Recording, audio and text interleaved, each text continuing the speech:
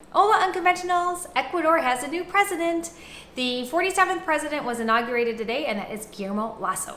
Yes, so we're going to tell you a high level what he talked about in his inauguration speech, as well as what the president of the National Assembly said. That's their version of Congress here in Ecuador. Yep, and after that, we are going to share how we think this will impact expats. As a reminder, we are not a political channel. We are not political analysts or experts, but these are current events that are pretty relevant to us as permanent residents in Ecuador. And if you're thinking about visiting or moving here, it's probably important to you too.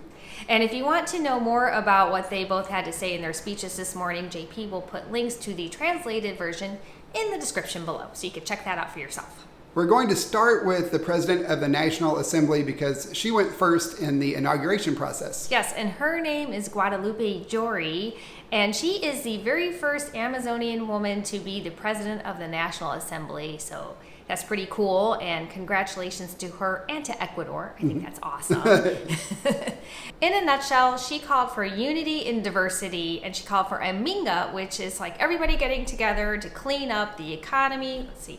Ethics, education and health, and a minga for ecology and human rights. One of the things I really liked about her speech was she talked about leaving the terms behind that like left and right and majority and minority, and instead focusing really on working together to solve these unprecedented crises that we're facing right now with the pandemic and the economy. Right, and Lasso's speech carried a lot of the same sentiment, working together and moving forward and rebuilding Ecuador. Yeah, so all right, so now we're going to talk about the main talking points in Lasso's speech, which should give you an idea about where his priorities lie. He said he wants to be a president for everyone and not just for the people who voted for him, so that's good. And he also spent a lot of time talking about equal rights and non-discrimination, and he talked specifically about women's rights and how he wants to provide more educational opportunities, job opportunities, and just more support in general. He also talked about investing in the rural infrastructure, specifically water, sewer, hospitals, and schools. He talked quite a bit about providing food and water to everyone in Ecuador. Yes, which is good. He talked about eradicating hunger and malnutrition, which is also very important. And he also mentioned protecting the air, the land or the bosques, the forest, and the sea. Yep, he talked a lot about the environment. He also said that contrary opinions will not be silenced.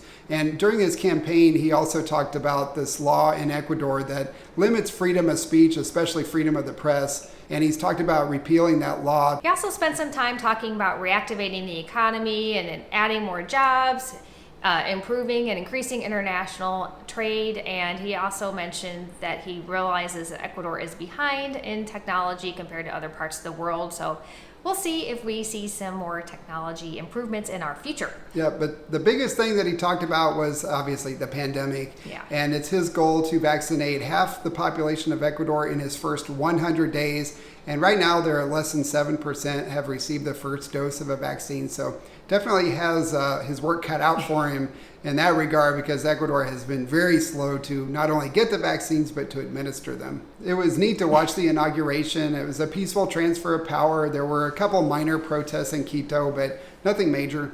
Nope, it's just another normal day here in Manta. In terms of how we think the new president will affect expats, we don't actually anticipate much of a change. We've talked to several people and they've been here through multiple presidents, and they said that they really don't notice the difference. Yeah, that was pretty interesting. And people have also asked us if we're worried or if we're going to leave. And the answer is no, we're not worried. We're very comfortable in Ecuador, which is why we don't actually think about talking about this stuff a lot anyway. I'm wearing my colors today. Go Ecuador! Viva Ecuador! Woo!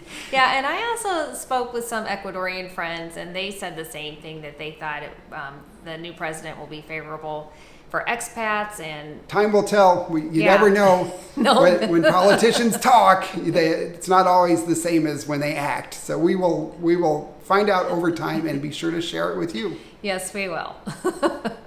And I think on that note, that's all we have for this video. Hopefully you found it helpful, and if you did, leave us a thumbs up, please. And remember, hit the subscribe button so that when we issue further updates in the future, you make sure and get those. We'll see you all in our next video. Ciao. Ciao.